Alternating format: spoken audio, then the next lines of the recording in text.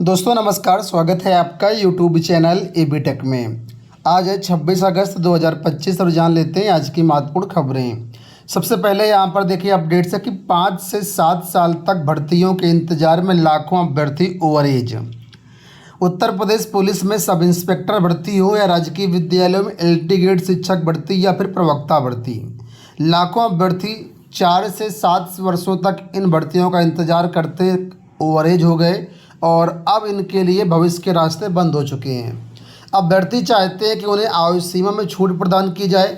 UPSI भर्ती का पिछला विज्ञापन 2021 में आया था और अब 4 साल बाद भर्ती का नया विज्ञापन जारी किया गया है। हालांकि इस भर्ती में आयु सीमा में 3 साल की छूट दी गई है, लेकिन अभ्यर्थियों का दावा है कि 3 वर्ष की छूट से वास्तविक हकदारों को कोई फ़ायदा नहीं होगा। अब ऐसा क्यों, तो वो समझिए। लिखा है कि वर्ष 2021 के बाद जो अभ्यर्थी 2022, 2023, 2024 में ओवर एज हुए हैं, इससे सिर्फ उन्हीं अभ्यर्थियों का फ़ायदा होगा, जबकि ऐसे भी अभ्यर्थी हैं जो 2021 की भर्ती में भी शामिल हुए थे। अभ्यर्थियों का कहना है कि ये छूट कोविड के मद्देनज़र दी गई है। ऐसे में आयु सीमा में छूट का लाभ उन्हें मिलना चाहिए जो 2020 या 2021 में ओवर एज हो गए। अभ्यर्थियों ने मुख्यमंत्री को इस पत्र को लिख करके आयु सीमा में 6 वर्ष की छूट प्रदान करने की मांग की है। यानी यूपीएसआई की बात है, यहाँ पर 6 वर्ष की छूट छात्र मांग रहे हैं कि जो असली हकदार हैं, जो कोविड के कारण वास्तव में ओवर एज हुए हैं, जो 2019, 2020, 2021 की भर्तियों में शामिल नहीं हो पाए, उनको यहाँ पर छूट मिलनी चाहिए। वहीं एलटी ग्रेड के जो विज्ञापन 7,464 पदों पर आया हुआ है, उसमें लोक सेवा आयोग ने 7 साल बाद नया विज्ञापन जारी किया है। पिछला विज्ञापन 2018 में जारी किया गया, तो इसके बाद अब 2025 में विज्ञापन आया है। ऐसे में बहुत सारे संख्या में अभ्यर्थी ओवर एज हो गए एलटी ग्रेड में भी। तो एलटी ग्रेड इसी प्रकार जीआईसी प्रवक्ता में भी अभ्यर्थी ओवर एज हैं। तो इन सभी भर्तियों में आयु सीमा में छूट की मांग की जा रही है। मामला शासन तक पहुंच चुका है। शासन जो करेगा वो करेगा। फिलहाल अभी तक शासन की तरफ से ओवरेज को लेकर कोई भी अपडेट नहीं दी गई है, कोई भी अभी तक जो आदेश है वो नहीं जारी किया गया है। एलटी ग्रेड में अब मुश्किल से 2 दिन बचे हुए हैं। 28 तारीख तक आवेदन करने की लास्ट डेट है। बहुत सारे अभ्यर्थी कह रहे हैं कि ओवरेज में छूट दे करके आवेदन की तारीखें बढ़ाई जानी चाहिए, लेकिन फिलहाल संभावना बहुत कम दिख रही है। यहाँ देखिए अपडेट है कि नगर निकायों में 607 पदों पर होगी भर्ती। बहुत सारे अभ्यर्थी खड़े ईओ की भर्ती के लिए इंतजार कर रहे थे। तो देखिए अपडेट आ गई कि ईओ के 308, एई के 34 पदों का प्रस्ताव भेजा है। जेई के 212 पदों का प्रस्ताव जो भेजने की तैयारी है। तो प्रदेश सरकार ने नगर निकायों में रिक्त पदों पर भर्ती के लिए हरी झंडी दे दी है। इनमें अधिशासी अधिकारी ईओ के भी पद हैं, सहायक अभियंता एई के पद हैं और अभियंता जेई के पद हैं। कुल मिलाकर के 607 पद हैं। फिलहाल ईओ और एई के पदों का अध्याचन भेज दिया गया है और जेई के पदों का अध्याचन अभी भेजा जाना बाकी है। नगर विकास विभाग ने ईओ और एई का प्रस्ताव आयोग को भेज दिया है और जल्द ही जो है विज्ञापन आपको देखने को मिलेगा। इन पदों के साथ पीसीएस स्तर के रिक्त पदों को भरने के लिए भी नियुक्ति एवं कार्मिक विभाग को पत्र लिखा जाएगा।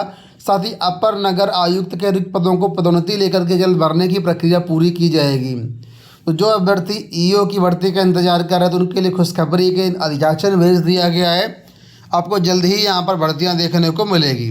देखिए लिखा है नगर पंचायतों में अधिशासी अधिकारियों खाली पदों को भरने की ज़रूरत है। शासन स्तर से सहायक अभियंता के पद पर भर्ती का प्रस्ताव उत्तर प्रदेश लोक सेवा आयोग के पास भेजा गया है। अधिशासी अभियंता और अवर अभियंता का जो प्रस्ताव है यूपी को भेजा गया है। तो कुल मिलाकर के यूपी से जो भी भर्ती आएगी उसके लिए पेट जरूरी होगा। तो अगर आप ईओ की भर्तियों में शामिल होना चाहते हैं तो आपके लिए पेट एग्ज़ाम क्वालिफाई करना कंपलसरी है।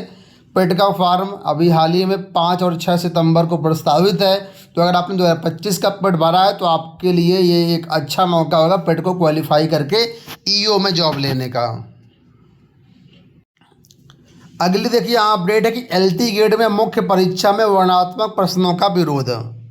उत्तर प्रदेश लोक सेवा आयोग की ओर से राजकीय विद्यालयों में एलटी ग्रेड भर्ती 2025 के दूसरे चरण की मुख्य वर्णात्मक परीक्षा का जो विरोध है बढ़ता जा रहा है।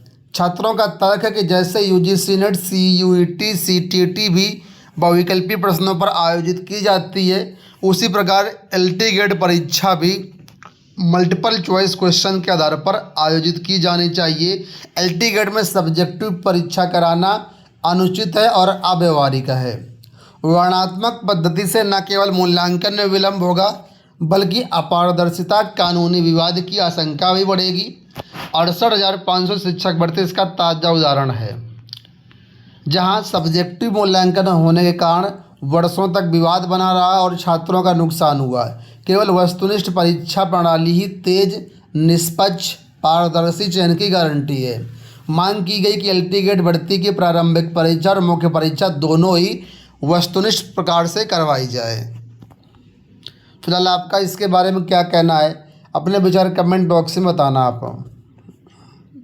यहाँ देखिए एसएससी को लेकर के अपडेट है कि एसएससी अभ्यर्थी बोले 12 शिक्षकों ने प्रदर्शन खराब किया।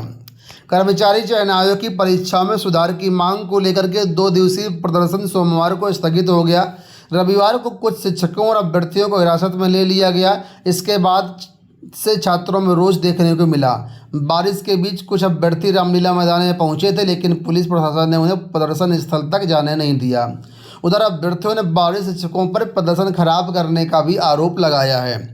तो यहाँ पर राहुल गांधी नेता विपक्ष कह रहे हैं कि रामलीला मैदान में शांतिपूर्ण प्रदर्शन कर रहे एसएससी अभ्यर्थियों और शिक्षकों पर बराबर लाठीचार्ज शर्मनाक ही नहीं बल्कि एक डरपोक सरकार की पहचान है। तो कुल मिलाकर के जो छात्रों का आंदोलन चल रहा था उसमें लाठीचार्ज वगैरह हुआ, केस दर्ज किए गए हैं, तो उसी पर जो है इनका बयान आया हुआ है। परीक्षाओं में सुधार को लेकर के लगातार छात्र आंदोलन कर रहे थे। अशासकीय जूनियर हाई स्कूल भर्ती में व्यापक भ्रष्टाचार आया सामने, युवा मंच। आप लोग जानते हैं 2021 की भर्ती है और 2 बार इसका रिजल्ट जारी किया गया, लेकिन उसके बाद भी अभी तक बीच में विवाद बना हुआ है। मामला फिर से हाई कोर्ट में है और भ्रष्टाचार की काफ़ी सारी चीज़ें यहाँ पर सामने निकल कर के आ रही हैं। इसमें देखिए लिखा है परीक्षा नियामक प्राधिकारी कार्यालय सचिव अनिल भूषण चतुर्वेदी पर कई भर्तियों में भ्रष्टाचार करने का आरोप, अनिल सिंह। तो यहाँ पर मामला हाई कोर्ट के कारण यहाँ पर जो कि एक बार फिर से मामला हाईलाइट हुआ है और इन भर्तियों में लगातार व्यापक भ्रष्टाचार देखने को मिल रहा है। तो लगातार ये छात्रों की मांग है कि ये भर्ती का विज्ञापन रद्द कर देना चाहिए, दोबारा से विज्ञापन निकाल करके नए सिरे से इसकी परीक्षा कराई जानी चाहिए। एडेड माध्यमिक टीचर्स के लिए ऑफलाइन ट्रांसफ़र को लेकर के अपडेट है कि ऑफलाइन तबादला नहीं होने से शिक्षकों में आक्रोश। सहायता प्राप्त माध्यमिक विद्यालयों में 1540 शिक्षकों और प्रधानाचार्यों के ऑफलाइन तबादले की फंसी फाइलें।